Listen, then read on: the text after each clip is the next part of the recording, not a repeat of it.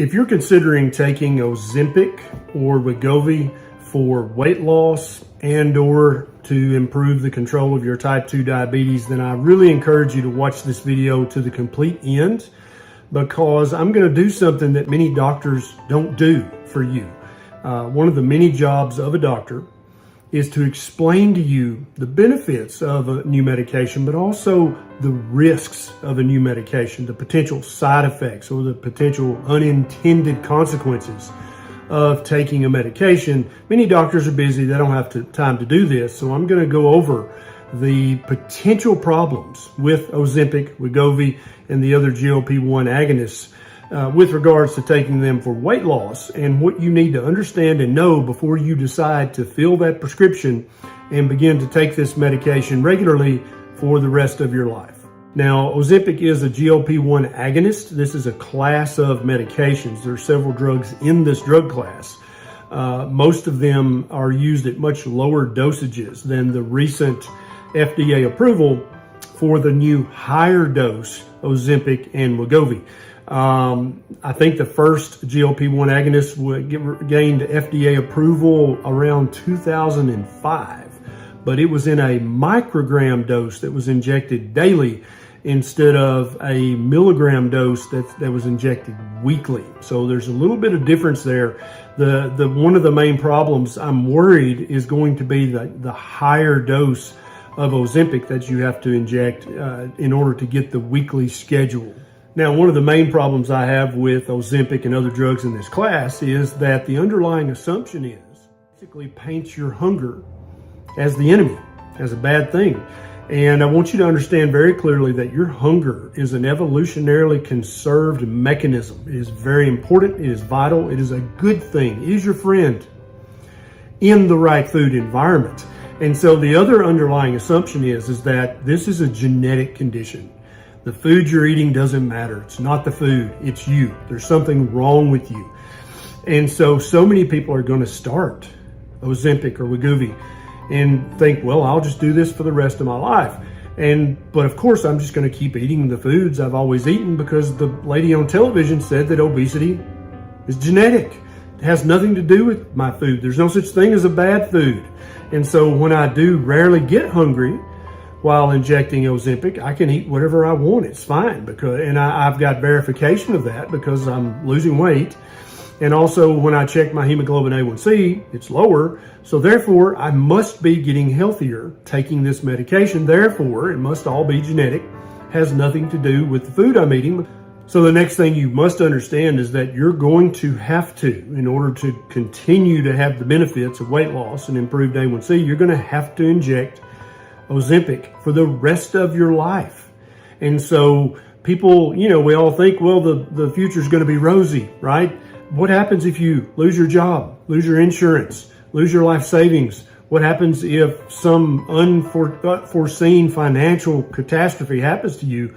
You no longer have that money to give to the pharmacy every month. What's going to happen? You're now at risk of gaining all of that weight back plus 10 pounds more. We're seeing in early research coming out studying GLP-1 agonists that these medications, although they make your fat cells shrink, they also probably increase the absolute number of fat cells in your body. So you're winding up with smaller fat cells, but more fat cells. And so when you do hit that financial speed bump and you're unable to afford Ozempic anymore, you've got maybe twice as many fat cells now that you can now fill up. And that's why I think we see when people stop Ozempic, in many cases, they gain back all the weight plus more. You're going to gain it all back plus 10 or 20 more.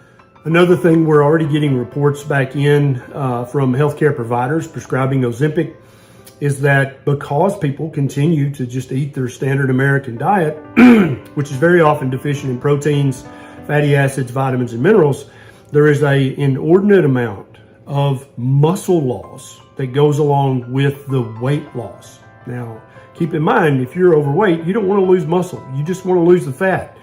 But if you're eating a high carb, low protein, low fat diet, and you're eating much less food than you ate previously, you're going to lose a lot of muscle.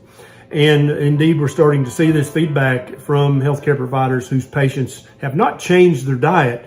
They've just started injecting Ozempic, and they have lots of lean tissue loss. So not only muscle loss, but also connective tissue loss. And so the connective tissue in your face is what prevents you from having Ozempic face.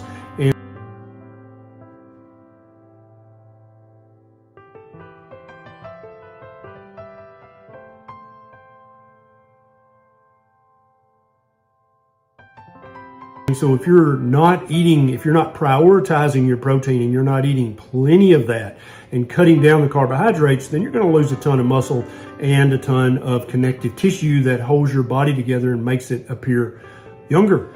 The next thing that you need to understand is that there is no long-term safety data on these new higher dosages of the GLP-1 agonists.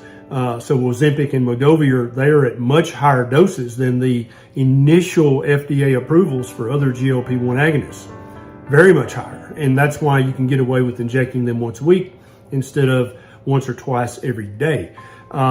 This is probably going to be a problem for many people, and many people don't know that. Did you know that? You're thinking about taking Ozempic. Did you know that the drug company that got FDA approval for this, they have no long-term data proving that long-term use of Ozempic is safe in human beings? None. In fact, if you start taking Ozempic, since it was just FDA approved at this new higher dose in 2022, you're going to be the experiment. This is called market data, post-market data. And so they get FDA approval, they put it out in the market, people start using it, and then healthcare providers all over the country are supposed to be looking for negative outcomes, negative side effects, negative problems, and the healthcare provider is supposed to report that to the database, which very often, as I said in the beginning, doctors are busy. They don't have time to tell you about all the possible side effects of a drug, much less if you come in saying, hey, I think this Ozempic caused this, that, or the other. Are they going to take the time to log in and report that to the database? Probably not. And so there is no proof of long-term safety at this new higher dosage for Ozempic and the other GLP-1 agonists.